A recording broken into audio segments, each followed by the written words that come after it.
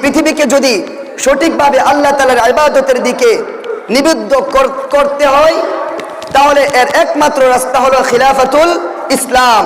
খিলাফাতুল ইসলাম ছাড়া আমাদেরকে কোনো দিনও এই পৃথিবীকে একমাত্র আল্লাহ তাআলার গোলামিতে আবদ্ধ করা সম্ভবপর হবে না।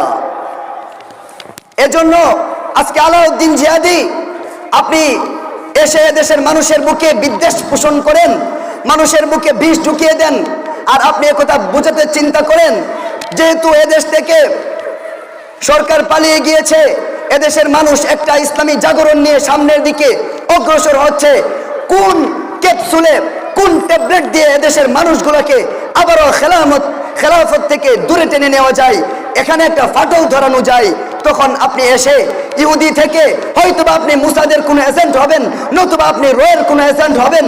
আপনি এসে টাকা খেয়ে আপনি এদেশের মানুষকে একথা বুঝান প্রতিটি মাহফিলের মঞ্চে মঞ্চে গিয়ে যে এই পৃথিবীর বুকে আর খেলাফত বাস্তবায়ন করা সম্ভব নয়। যদি আপনি আপনার এই বক্তব্যে অটুট থাকেন তাহলে ভালো করে শুনে রাখেন, হযরত নুমান রাহমাতুল্লাহি আলাইহি হুযায়ফা রাদিয়াল্লাহু তাআলা আনহু থেকে হাদিস বর্ণনা করেন। হাদিসটি হলো আবু দাউদ শরীফের 4282 নাম্বার। সেই হাদিসটি যদি আপনি খুঁজতে যান মুসনাদে আহমদের মাঝে, তাহলে আপনি সেখানে পেয়ে যাবেন 18430 নম্বরে। হাদিসটি কি ছিল? আল্লাহর নবী সেখানে বলেছেন, তাকুনুন নাবুওয়াতু ফীকুম মা শাআল্লাহু আন তাকুনা। আল্লাহ তাআলা যতদিন চাইবেন ততদিন তোমাদের মাঝে নবুয়ত থাকবে, মানে আল্লাহর নবী পৃথিবীর বুকে বিস্তার করবেন। আল্লাহ তাআলা যতদিন চাইবেন ততদিন তোমাদের মাঝে নবুয়ত থাকবে। আল্লাহ তাআলা যখন চাইবেন সুম্মা ইয়ারফাউহা, অতঃপর আল্লাহ তাআলা তা উঠায় নেবেন। আল্লাহ তাআলা তা উঠায়া নেওয়ার পর আল্লাহ তাআলা আবার যখন ইচ্ছা করবেন তখন তোমাদের মাঝে ফাতাকুনু খিলাফাতুন আলা মিনহাজিন নাবুওয়া, আল্লাহ তাআলা নবুয়তের আদলে তোমাদের মাঝে আবারও খেলাফতের ব্যবস্থা কায়েম করে দিবেন। অতঃপর আল্লাহ তাআলা আবার যখন ইচ্ছা করবেন ইনশাআ আন তাকুনা, আল্লাহ তাআলা যতদিন ইচ্ছা করবে সেটা তোমাদের মাঝে থাকবে।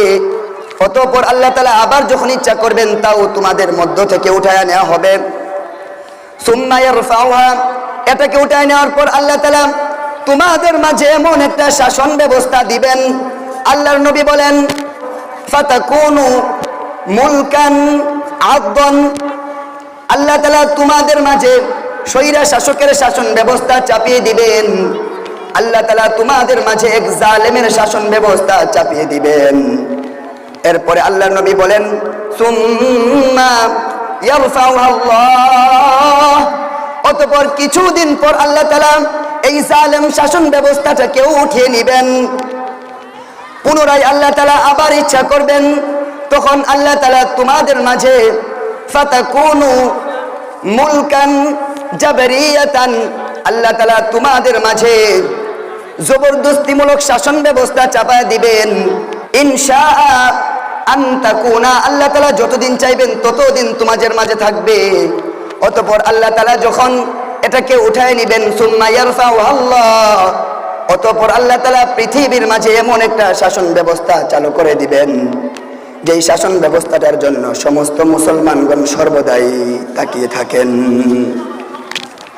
আল্লাহর নবী বলেন সর্বপ্রথম আমি আল্লাহর নবী তোমাদের মাঝে আছি, আল্লাহ তাআলা যতদিন চাইবেন আমি থাকব। অতঃপর আমাকে আল্লাহ তাআলা পৃথিবী থেকে বিদায় দিবেন। এরপর আল্লাহ তাআলা তোমাদের মাঝে সাহাবায়ে কেরামের মাধ্যমে খিলাফতের একটা শাসন ব্যবস্থা দিবেন। ওই খিলাফতের শাসন ব্যবস্থাও তোমাদের মাঝে বিদ্যমান থাকবে আল্লাহ তাআলা যতদিন চাইবেন। আল্লাহ তাআলা যখন আবার চাইবেন ওই শাসন ব্যবস্থাটাকে উঠায় নেবেন। আল্লাহ তাআলা তোমাদের মাঝে এবার এক শাসন ব্যবস্থা চালু করবেন, আর সেটা হলো স্বৈরাশাসক শাসন ব্যবস্থা, জুলুমের শাসন ব্যবস্থা। ওইটার পর আল্লাহ তাআলা ওইটাকেও একটা সময় উঠায় নেবেন। এরপর আল্লাহ তাআলা ইচ্ছা করবেন তোমাদের মাঝে জবরদস্তিমূলক শাসন ব্যবস্থা চালু করবেন। ওইটা আল্লাহ তাআলা যতদিন চাইবেন ততদিন থাকবে। এরপর আল্লাহর নবী বলেন এবার মনে হয় ওই যে পূর্ব দিগন্তে সূর্যের আভা দেখা যাচ্ছে। এই অন্ধকারের পর আল্লাহ তাআলা আবারও আমাদের খিলাফতের সূর্যকে উদিত করবেন। আল্লাহর নবী বলেন, ফাতাকুনু খিলাফাতুন আলা মিনহাজিন নবুওয়াহ, অতঃপর পৃথিবীর বুকে আবারও নবুয়তের আদলে খেলাফত কায়েম হয়ে যাবে। ওই যে খেলাফতটা কায়েম হয়ে যাইবে, এরপরের অংশে আল্লাহর নবী আর কোনো কিছু বলেন নাই। এবার আল্লাহর নবী চুপ হয়ে যান। মুহাদ্দিসিনগণ বলেন, এই চুপ হওয়ার মানে হলো এই যে খিলাফা শাসন ব্যবস্থা কায়েম হয়ে গেল, ওই খেলাফা শাসন ব্যবস্থা এই পৃথিবী থেকে আর কেউ উঠায় নিতে পারবে না, আর কেউ উঠায় নিতে পারবে না। তাহলে আজকে সমাজের যেই সমস্ত ওলামায়ে কেরামের লোগো ব্যবহার করে ইসলামের গুরুত্বপূর্ণ বিষয়গুলোকে মাইনাস করে ইসলামের যেই সমস্ত বিধিবিধানগুলোকে বললে পালন করলে সমাজের মানুষ হাসি মুখে মেনে নেই, ওই সমস্ত বিষয়গুলোকে মানার জন্য নিজেরা যত ধরনের লেবাস পড়তে হয় সব ধরনের লেবাসই পড়তে রাজি। কিন্তু যখন কোরআনের পাতা উল্টাতে উল্টাতে 2 নম্বর পারে আমরা আসি, 9 নম্বর পৃষ্ঠায় এসে দেখি আল্লাহ তাআলা বলেন, কুতিবা আলাইকুমুল কিতাল, ও পৃথিবীর মানুষ, ও পৃথিবীর ইমানদারগণ, প্রতিটা মুসলমান তোমার জন্য ফরজ করা হয়েছে জিহাদকে, তোমার জন্য ফরজ করা হয়েছে কিতালকে। তখন আপনি শায়েখ সাইজে আস্তে কইরা সইরা যান, বলেন আমেরিকা আমার বাবা লাগে, তখন বলেন ইসরায়েল ওরা খারাপ বলবে, পার্শ্ববর্তী দেশ ভারত আমাদেরকে খারাপ বলবে।